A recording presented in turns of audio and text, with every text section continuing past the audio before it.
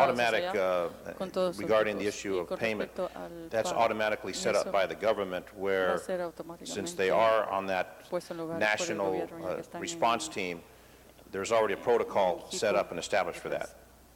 Correct. We are eligible for filing a Responder claim, and we will do so. We are capturing all the Sí, costs tenemos associated with así it. que But there's tenemos, specially trained tomar en cuenta units todos around the los- country. pero hay Do you know how many of them unidades have been activated for this disaster? entrenadas All por 28 todo el país. teams So nationally, all 20 teams have been Of activated? the 28 national teams, all of them have been dispatched in. Okay, because I know that the ones over, I've seen the equipment, and they're always prepared, ready to roll out at a moment's notice. So that whole contingent is gone to the Gulf Coast. Okay.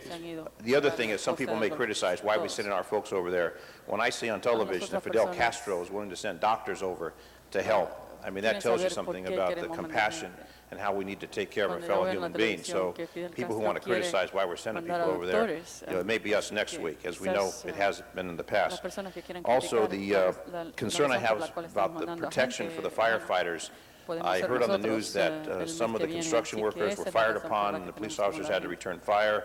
Is there a contingent to assist them in providing protection to them with some of the individuals over there who are causing problems with firearms?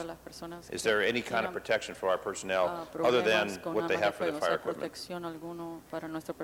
Yes, our Swiftwater team, 14-member Swiftwater team, does have a contingent of 15-member National Guard team that is with them 15 miembros de la Guardia Nacional que están con Provides ellos. protection. providing protection. Okay, because I know that you wouldn't think in a disaster that there'd be individuals would be firing upon those trying to provide rescue and help.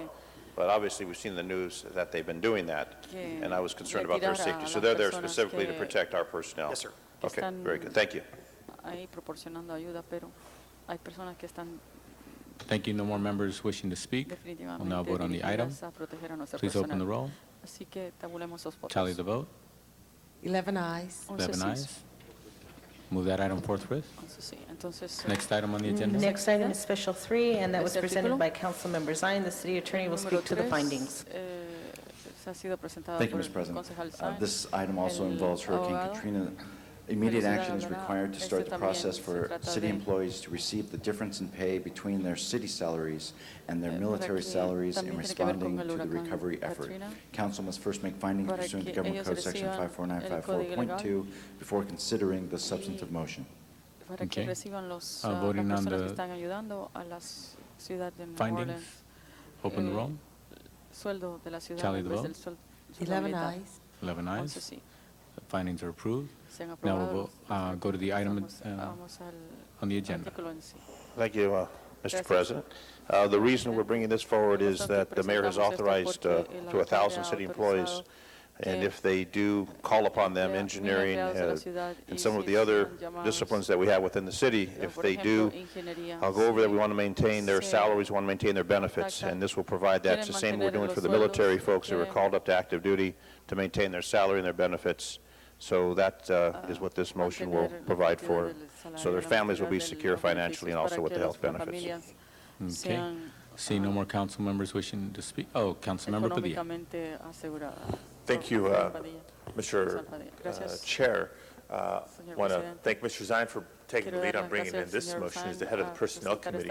esta I think proposición most of you might have read respecto via the newspaper the mayor's ya que él encabeza el allowing comité the de executive personal. order up to 1,000 employees to Hasta que, spend up to 90 days el in the alcalde va a South as part permitir of que the hasta 1000 relief empleados efforts. puedan And so this pasar is the hasta 90 council días como parte following de through on that, just to el, codify what the mayor has done via el proceso executive de order. ayuda. Again, all the i's are dotted and t's are crossed in terms of seguro que moving todo money se mueva. and El dinero flexibility in todo ha our sido asegurado city y la policies to flexibilidad allow this to happen. para que esto And just an anecdote sea I wanted to permitido. share with everybody Una because, anécdota que quisiera some people compartir may con wonder why ustedes. we're willing to do this. Hay algunos que It quieren is saber, o overwhelming quizás for folks piensan in por the qué South. queremos hacer esto. And I'm glad Verdaderamente the esto motion is written in a una way that's not situación exclusive to Louisiana, not exclusive to the 3 states that were impacted by the hurricane. But as many of you have seen via news Insuperable reports, para las a lot of the personas evacuees are del being sur. sent to Muchas de las personas que han Texas, sido being sent to evacuadas Arkansas, being han sido sent to enviados a other Texas, surrounding a states. Arkansas, a todos los otros I got a estados call last alrededor. week from Me a llamó person that la all of semana you have pasada met, who has been in una this council chambers before, que Mayor estuvo- Pro que ha Tem estado of aquí. Houston, Carol Alvarado. She called me, I Alcalde believe Pro it was Tem early de or Houston, midday on Tuesday, Carol Alvarado, and says, y ella me Alex, llamó we y need me dijo, help. Alex, We've just been necesitamos called ayuda. by the federal government that there's El gobierno 500 federal Greyhound nos acaba de buses llamar headed to Houston filled que with hay families from Louisiana. And we're opening up the Astrodome, we're doing everything we can, but now we're being asked to take further steps of absorbing them into our school district. You know, imagine the strain on the city of Los Angeles. We had for the last year a debate on how underpoliced we are. Imagine overnight increasing the population in our city by 200,000, 300,000, 400,000 or more, and the strain that would put on our public safety personnel. That's what we're talking about. If there's police officers who are willing to go down on their own time, we're going to support them and their families. If there's firefighters willing to go to the south, we're going to support them and their families. And as the recovery continues, if there's building and safety inspectors willing to go, we're going to cover them and their families. If there's sanitation officials and engineers, city engineers willing to go, we're going to cover them and their families. That is what we're doing by voting on this motion, and it's needed in a very, very real way. So, colleagues, again, I couldn't be prouder of the city of Los Angeles than how I am right now. Thank you, Councilmember Padilla. Seeing no more members who wish to speak, open the roll, close roll and tally the vote. 11 ayes. 11 ayes, items approved. Move forthwith. Okay, next item on the agenda. Next item, Mr. President, council has motions for posting and referral. Been posted and referred. There are excuses on the desk. Councilmember Perry requests to be excused Friday, September 9th for city business that meets council policy. That excuse is granted. Councilmember Reyes requests to be excused Friday, September 9th and Tuesday, September 20th for city business. A motion is required. Mr. Smith moves. Mr. Reyes is excused. Councilmember Labange requests to be excused Wednesday, September 7th to arrive at 10:45 for city business, and also Tuesday, September 20th to arrive at 11 a.m. for city business. Those both meet council policy. Okay, those excuses are granted. Councilmember Weiss requests to be excused Tuesday, September 13th for city business. That meets council policy. Excuses granted. Councilmember Zine requests to be excused Wednesday, September 14th to arrive at 11 a.m. A motion is required. Mr. Rosendahl moves. Mr. Zine is excused. Councilmember Cardenas requests to be excused Friday, September 30th to leave at 11:30 for personal business. A motion is required. Ms. Gruhl moves. Mr. Cardenas is excused. Council President Padilla requests to be excused September 21st, Wednesday for city business. That meets council policy. Excuses granted. And Councilmember Hahn requests to be excused Wednesday, September 21st for city business. A motion is required. I'll move that. Ms. Hahn is excused. And that clears the desk. Okay, thank you. Colleagues, it's the end of our agenda. A couple of announcements, and if you have any others. The Budget and Finance Committee will begin their meeting today at 3:30, according to the chair, and the Planning and Land Use Management Committee will begin immediately after council. I believe that was posted for 2 o'clock. It's now just after 2:15, so Plum Committee will begin immediately. Those members better make it quick. Other announcements? Mr. Garcetti. Thank you very much, Mr. President. Just some of the Katrina stuff that's happening here in Los Angeles. I went yesterday with the Dream Center on the bus to pick up the latest plane load of folks that have come here. The biggest group of people that have come so far to Los Angeles are housed in the old Queen of Angels Hospital, now known as Los Angeles Dream Center. And there's been an outpouring of donations, and I want to thank everybody who's come by the Dream Center. It was 3 cars wide and all the way down the block in terms of people dropping off donations the last couple of days. I know the Dream Center folks have been working around the clock, 2 or 3 hours of sleep over the last 72, 80 hours, and doing an extraordinary job. They've gotten so many donations that they're now asking folks if they have extra dressers to bring dressers by. I helped move some folks in yesterday who actually came from Gulfport and New Orleans, who were so happy and pleased to be in Los Angeles. These are no longer residents of those areas. There are neighbors here. And I think we all have to be aware of that, treat them like that, welcome them to the neighborhood, and we're working with local businesses to help these families go out to dinner, be able to perhaps find work, and I think a lot of these people are going to be staying with us for a very long time. And we welcome those neighbors to be here. Some of them still looking for their mothers, brothers, other members of the family and loved ones. But if folks do have dressers, we could use those at the Dream Center, which is just there right off the 101 to help that. And the other donations have just been really wonderful pouring in, so we'll continue with that. On a happier note, too, I just wanted to report, I know I've talked to a couple of you, but I spent part of the recess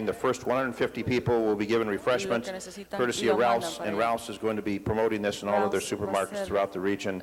So we ask you to come out and join us, and then after that, we'll come down and join Jan Perry and Councilman Parks here at City Hall. But that's 8:15 tomorrow at the Ralph's Market, Winnetka, and Ventura Boulevard. So we hope to see you there and help the folks out and give some financial assistance to the folks para mandar ayuda who financiera are suffering the tragedy. para I la know gente que watching han on sufrido television, tragedia. on Sé que mirándolo por la CNN televisión, and MSNBC and Fox News, it was just heartbreaking to see how people don't want to leave. They don't want to leave their animals. They're looking for their loved ones, the relocation of people. And we oftentimes think of this happening in a third world country.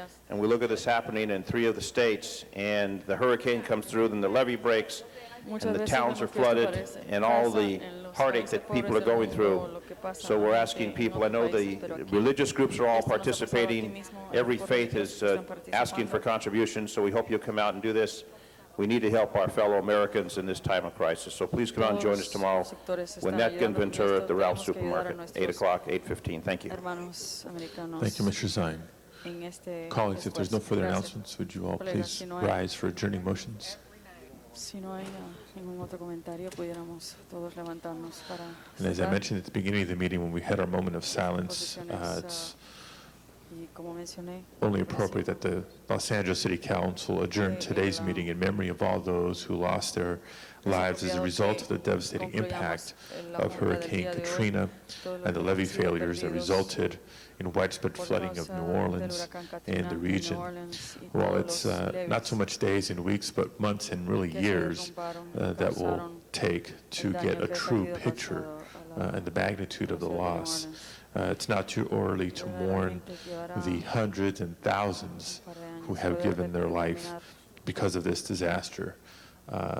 Los Angeles and Louisiana, the 2 LAs, have a special bond in the richness of our culture, our energy and diversity of our people, and certainly a lot of familial relationships.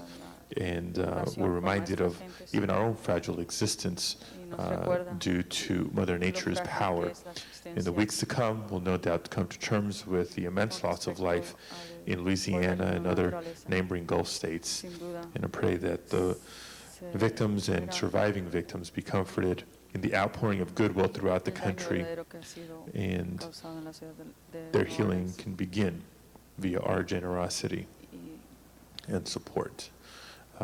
From official reports, we can also encourage people who want to help to contact the Red Cross and the Salvation Army specifically. There's, I think, an instinct for a lot of people to want to bring bottled water or canned food, but a 99-cent bottle of water may take $25 to deliver to the South. That's why money is so imperative. The food, the water, the blankets, the cots, they're all out there, but the organizations do need money to maximize the recovery efforts. Mr. Garcetti. Just one thing that folks can do locally, if there are people who have vacant apartments right now, where they might be able to, for 6 months or a year, put folks up, or congregations that want to adopt those apartments, but they are in the neighborhood. We have a very low vacancy rate, but we're looking at our housing stock, and I know Mr. Parks called the Apartment Association of Greater Los Angeles.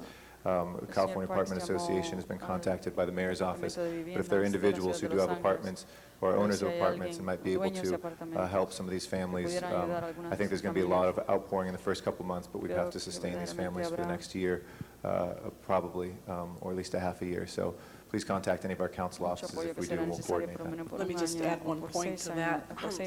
We're working on Mr. Parks and I are working on putting together a website to compile all the non-city related resources so that people have one place that they can go to for help, and we're going to try and get that up in the next couple of days, but things like that would, where people can exchange information. Other comments on Hurricane Katrina? If not, colleagues, then ask that this council adjourn in memory of Chief Justice William Rehnquist, who served in the Supreme Court for 33 years, 18 of them as Chief Justice. He passed away at the age of 80 from thyroid cancer, originally appointed by President Nixon, who was elevated to Chief Justice by President Ronald Reagan in 1986. All members. Are there tributes? Madam Clerk, please call the roll. Oh, Ms. Hahn. Thank you. Members, I would like us to adjourn our meeting this afternoon in memory of George Kiriyama, who was a career teacher and a principal and served on the Los Angeles Unified School District Board of Education.